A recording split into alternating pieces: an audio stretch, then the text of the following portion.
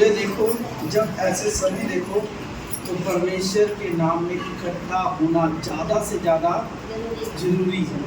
शुरू करें। Hallelujah, hallelujah.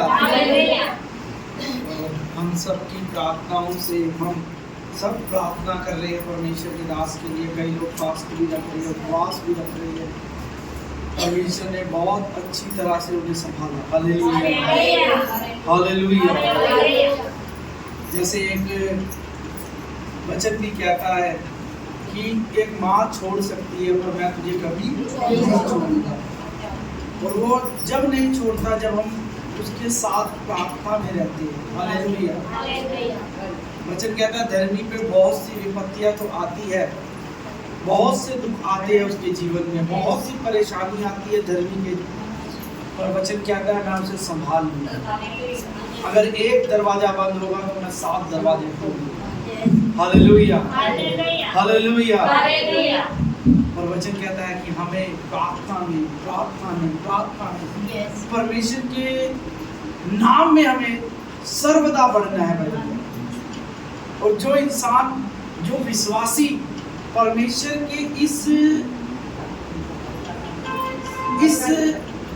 जगह में आ जाता है, जब परमेश्वर के विश्वास में आ जाता है, परमेश्वर के वचन के अंदर रह लेता है, तो परमेश्वर उसे ऊंचा जैसे उसने इस संसार में रह के अपने बेटे पुत्र यीशु मसीह को रखा, वैसे ही और बेहतर ढंग से संभालता। हालेलुया। जब हम उसके प्रार्थना में रहते हैं, जब हम उसके वचन में रहते हैं, जब हम उस पे बढ़ते हैं।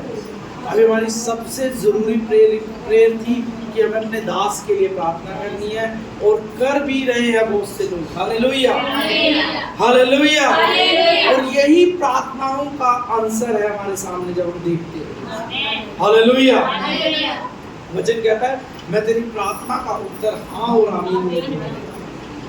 Hallelujah, hallelujah. और जब हम बोझ के साथ जाते हैं, जब हम किसी विषय को बोझ के साथ परमेश्वर के पास जाते हैं, जैसे यीशु मसीह गए थे बोझ के साथ, कहते हैं कि मेरे को ये प्याला नहीं पीना। वो बोझ था उनके ऊपर, वो शरीर में थे। अगर आप बाइबल पढ़ेंगे ध्यान से, वो शरीर की दशा थी उनकी, और उनके शरीर को ये महसूस हो रहा था, ये पता लग रहा था। क्या पता लग रहा था? कि थोड़ी देर बाद मुझे क्रूस पे लटका देंगे जिंदा। शरीर में थे।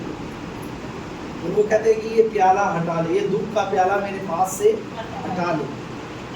और वचन कहता है परमेश्वर की मर्जी नहीं थी हटाने की। और उन्होंने वो दुख का प्याला जब पिया तो उन्हें सामर्थ्य मिली, ताकत मिली, और वो उस क्रूस को लेकर चढ़ गए उस पे, और बाइबल कहती है मुर्दों में से जिंदा हुए। Hallelujah, hallelujah, hallelujah, hallelujah. वचन झूठ नहीं बोलेगा कभी भी, याद रखना मेरी। वचन कभी झूठ नहीं बोलेगा, कभी परमेश्वर हमसे झूठ नहीं बोलेगा, क्योंकि परमेश्वर के अंदर जो सिस्टम है ना, वो झूठ का है ही नहीं। अगर वो झूठ का होता तो वो तीसरे दिन मुर्दों में से जिंदा नहीं होता। यशाया 53 अध्याय हम पढ़ेंगे नहीं, आप पढ़ लेना घर जाके। यशाया 53 अध्याय और उसका 1 से लेकर जो पूरी आयत है 53, वो इसी बारे में बयान करती है कि परमेश्वर के मुंह से झूठ नहीं निकला। हालेलुया।